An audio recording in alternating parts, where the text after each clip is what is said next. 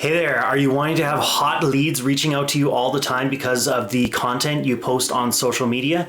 In this video, I'm going to share with you the same strategies that I use on a daily basis so that I have leads reaching out to me on a consistent basis, asking me to represent them as their realtor because of all the great content that I post online.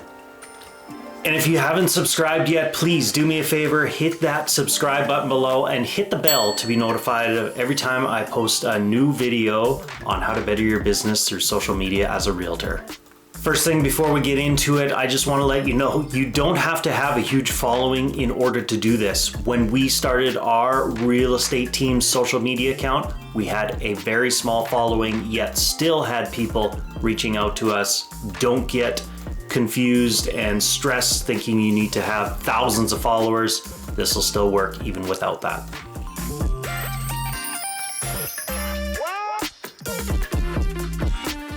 If you don't have your social media accounts set up already, well, you're gonna have to do that first. You're gonna have to go in, set up your accounts. If you have more than one account, make sure that they all look similar. So if you have your profile image on one of them and it's this image, make sure you have this image as the same profile on your other platform. You don't want to confuse people and make them look different. The more consistent you can be, the better. So, very important, make sure have that exact same photo on all your profiles. Next thing you want to do is fill out your description. This is especially important on platforms like Instagram.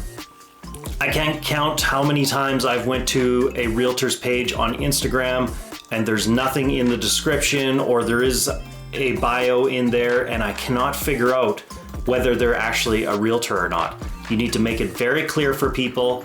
The best descriptions, I do have some where I explain this on other videos on my YouTube channel. Basically, you need to be having in there what's in it for the consumer to follow you, what are they gonna get out of your page, and let them know that you're a realtor. Make it fun, make it interesting. Don't try to make it too salesy. Just show them kind of the lighter side of you, what you're about, and make sure to have that for sure filled in and let them know you are a realtor. Why are you looking at him? Look at me. If you are new to this, make sure you pick one platform and become the master at it.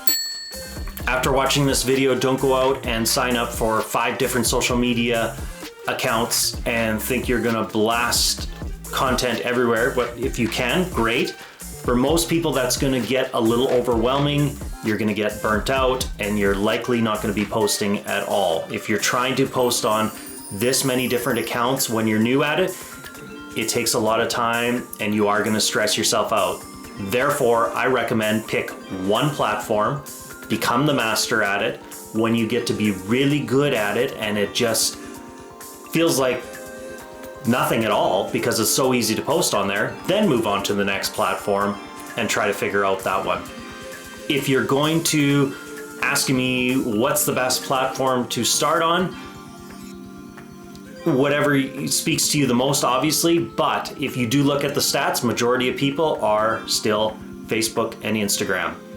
A lot of the demographics show most of, from younger all the way up to older are still on those platforms. Facebook and Instagram are owned by the same company. Therefore, it makes it easy to integrate your accounts, especially stories. You still want to post your posts separately, because each account has a little bit of a different format, but they work really great to integrate when you're doing a story. So if you're doing a story on Instagram, you can post it directly to your Facebook page as well. Therefore, if you're starting out, those are likely the 1 or 2 that I would focus on. Next thing you're gonna wanna do is have a schedule. Make sure to have a schedule so you're not flying by the seat of your pants. If you can have everything laid out of exactly what you're gonna be posting and on what days, it makes life so much easier, trust me. I've done both. I've flown by the seat of my pants and I've also have a schedule now. When I was doing it by the seat of my pants, the day would come around, and maybe the afternoon I'd be like, oh, I didn't post on my social media. What the heck am I gonna post? What do I do? I don't know. And I would panic and just try to find anything, or I'd try to maybe find a quote and be like, yeah, that's good enough, post it. Social media is about showing yourself and who you are as a person. Therefore, I highly recommend staying away from memes and quotes. Maybe you can sprinkle in the odd one, but you really need to show more about yourself. So in order to do that, you need to have that schedule plan so you can know, okay, every Monday, this is what we're doing. Every Tuesday, this is what we're doing. I used to plan mine a year in advance. Now, that might be a little extreme for you. If you want to cut that back, you could do it every month. So plan out your next month in advance. What are some important dates in that month? What's something you can touch on? What are you going to post every Monday, every Tuesday, every Wednesday? And figure that out. Go out. From there, you can spend a day or two and just get all your content, record it, and now it's all batched, ready to go. When those days come, you're not stressing and you know exactly what you need to do. Next, like I said, in your schedule is figuring out what you're actually going to post. Well, keep watching. A little bit in this video, I will share exactly some ideas with you on what you can post as a realtor. First tip that I found that's very easy to do is when you find a common theme for every day of the week. Therefore, like I said earlier, is if you're posting something, not the exact same thing, but it's the same common theme every single Monday. Same thing every single Tuesday. For example, maybe you have Tip Tuesday. Now, you don't have to name it that for your audience. If you want to, great. But maybe every single Tuesday is some sort of tip, or it's what happened with a deal. That these often work great because, again, it's showing you and it's showing you you're the expert and a problem solver. So talk about deals that you had, what went wrong, and what you did in order to solve it, and how it ended up getting you to the end line. A lot of people like to hear real estate stories. They like stories in general. So if you can kind of have some interesting ones in there, maybe that's a segment for every Tuesday. Every Wednesday might be a community profile. Every Thursday could be a collaboration with a local business. I'm going to get into more of those here, but you're getting the idea where it's just a common theme for every day of the week. Now that you have some themes laid out for yourself, let's get to the ideas. The first question I have is, how often are you currently posting on your social media? Comment below and let me know. Most realtors are posting about their listings, their open houses, and it's nothing but sales and real estate, and it just comes off very pushy and it turns people off. Therefore, when you're thinking about what to post, this is the thing I want you to think of the most, is post less about real estate, more about your community. I'm going to get to the ideas here right now, but as you can see from the ideas that I have, there's very little about real estate. So if you're going to be posting about real estate on your page, I would say keep it at 10% or less, the better. Yes, we still showcase the odd thing, let them know we're a real estate agent, but the less you could do about that, the more about these ideas, the better off you're going to have an account that'll actually grow. So one idea I gave you already, again, I just want to kind of elaborate on it a bit more, is posting difficult transactions that you've had. Obviously, you want to leave names out of this because there is some privacy issues, so you don't want to be like, well, Tom Jones, this customer I had, did this. Leave those out. If you feel it's too sensitive, then maybe leave it out completely. But if there's something where you can just kind of, a lot of people don't know, they won't know who this relates to, but just leave it broad tent. So say, we had this deal, we had financing approved, home inspection came around, there was an issue. Found some cracks in the foundation, buyers didn't know what to do, seller obviously didn't want to lose the deal. What we did is we kind of talked, and what we came up with is we had an engineer came in, they had a quote, they figured out how much it was going to cost. Seller and buyer decided to split that cost, and therefore the deal still went together. So my tip to everybody out there, don't just throw your hands up in the air and say this is done. There's always a solution out there. There's always a way to figure things out, talk things through, and figure it out. And that's what we did with this deal, and that's how we had a happy buyer and a happy seller.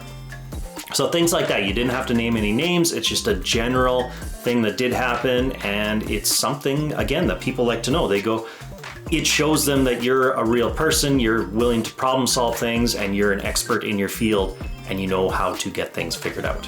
Next ones that work really great is community-minded profiles. So this is where you do restaurant reviews, neighborhood profiles, park profiles or reviews, school profiles.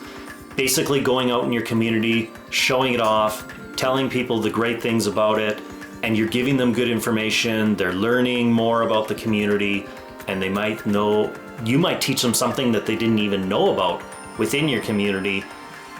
And when you do that, they're gonna remember you. There's gonna be a better chance you're gonna be top of mind when they are ready to buy or sell. Another one is interesting facts about your community, or I call it like nostalgic type posts. This is where you go back in history and talk about the way things were in your community, the way things they are now, or maybe some famous landmarks that aren't there anymore or have changed. People that live in your community love these type of posts, and these ones are gonna get a lot of engagement. I had one time where there was an old water tower that was moved to a community 15 minutes down the road years ago. So I took a picture, and I had a picture of it today. I found a picture online of when it was in our current city, and they actually changed the name on it too. So it had our city name on it, and then once it got moved to the new community, they kind of scraped it off, put the new community name on it, and if you look at it today in faint, you can still see the city's name on it. So this one worked really good because I held up a picture of both of them. All I did was take a photo. You could do a video. You could have some fun with this. Maybe you try to do a video of it back from the old photo and you morph to the new one today. Sky's the limit. You can do a bunch of different ideas. And what I did is I just asked, can anybody give me any information on this? When was it moved? Do you remember it? Anything like that. And I got a ton of comments. People were like, yes, I remember, because I was in school that day, and I remember we shut down as in the school as we saw it on the semi going down the highway. I believe it was this date. I'm not 100% certain. And one person actually tagged a friend of theirs and said, do you remember the exact date? And then that person chimed in and said, yes, it was this date. I remember because it was my birthday. People love talking about stuff like this. They love going down memory lane and remembering the way things were, or how that mall used to be and how they used to hang out there in the afternoons, but now it's different and it's like this. You get it. You've been around those conversations where people are like, oh, I remember the day when this was this way and it's not the same anymore. So if you can find something like that in your community and have a post about it, you're gonna get a lot of engagement once people start commenting. Another great way to get engagement is to have a photo of a random neighborhood in your community and just have people guess where that photo is taken. So it could be in your community, could be in surrounding communities, maybe it's a smaller town, and just have them say, guess where this photo is. This, again, people like to guess. They want to be known, they want to look smart on your social media, like they have the information. Therefore, they're going to comment on it if they think they know the answer. And again, this is going to get people guessing. Couple little tips is if somebody does comment right away and they get the right answer, don't just comment back and saying you are correct. Give it some time to see if you can get some more comments from people, get them guessing as well. And if you want to add some fuel to the fire, you don't have to do this, but just to have some fun with it, you could tell people, anybody who guesses, every correct answer's going to get entered into a draw for gift card at a local business here. Make it a local business because then again, you're supporting the community. From that, you're probably going to get even more comments and it's just going to add more engagement, and then you could let people know, check in next week when we do this again. That way you got people coming back to your page and keeping an eye on future posts. And the last one, this one was by far my top performing post. It had leads coming in for me all the time. It had people referring me to other people. It just worked so good.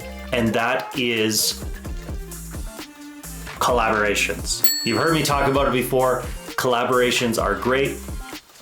What am I talking about with collaborations? Basically, what I would do is I would go out and interview a local business. If you go through your community, you're gonna find a ton of local businesses. The best ones are where it's just one local person owns it, they manage it, they run it. Go interview them. They are going to be so appreciative of you doing this for them. Because first of all, when I go to interview somebody and say, hey, we just want to profile you on our Facebook page, kind of bring some spotlight to you, they're blown away. They're like, wow, why? I'm like, wow, I'm just wanting to profile the community. I'm a realtor. I mean, the community means a lot to me and I want to give back. I think people shopping local is more important now than ever. And I want to showcase that. And I want to bring some attention to your business. Most of them would be flabbergasted and they'd ask, well, how much is this going to cost? And when I tell them it's free, there's nothing, it blows their mind. They are so appreciative. Nobody else has ever done this for them. And here I am coming with whether it just be my phone or if I hired somebody, they're bringing in camera gear and they're seeing what I'm doing for them and posting this on my page and doing it for free just to promote them. Amazing results because they're like, hey, he's a realtor. So guess what? A lot of times I do the interview and after the interview, they'd actually start asking me, so how is the market? What's happening? You know what? We've actually been looking for a building, or my parents, they've been looking for a house and they've been having troubles. I should get them in touch with you. Just, it doesn't happen all the time, but there's the odd time where that type of conversation would come up and all of a sudden I got a new customer just out of doing that interview. Now, aside from that, when I do post it, I always encourage them saying, if you want to get more eyeballs on this, because that's the intent of this, make sure when it's posted, we're going to tag you, go share it so that we can get more people seeing this. They gladly go share it. It opens it up to their audience now. Their audience is now seeing you in the video. And again, you're growing your audience. They may be like, it may be just a friend of theirs being like, oh, I can't believe you did that. That was so amazing. They want to use you as their realtor as well. The nice thing with this too is when you're done the interview, ask them, is there any other business out there that you know that could use this exposure? Again, could be a good chance they know other friends or family that own a business and they're gonna gladly give you their number so you can go interview them. This one, it excites me so much. It was a no-brainer and it was just an all-around win-win for us. So all I did with them is I set up the camera, asked them some questions that I had, maybe take a couple B-roll shots. So just take the camera and pan on the product and have that kind of all edited together into one nice video. So there's just a tip of the iceberg for you on some ideas. If you're wanting a few more ideas, then I've got you covered. You're gonna wanna click on the link in my description below, and in there I have a free guide of some easy real estate video marketing ideas that can create you 10 times more hot leads. And when you're done here, don't forget to check out my prior videos that I've done on social media for realtors. And please, if this was beneficial, give me a like, subscribe, and share with your fellow realtor friends.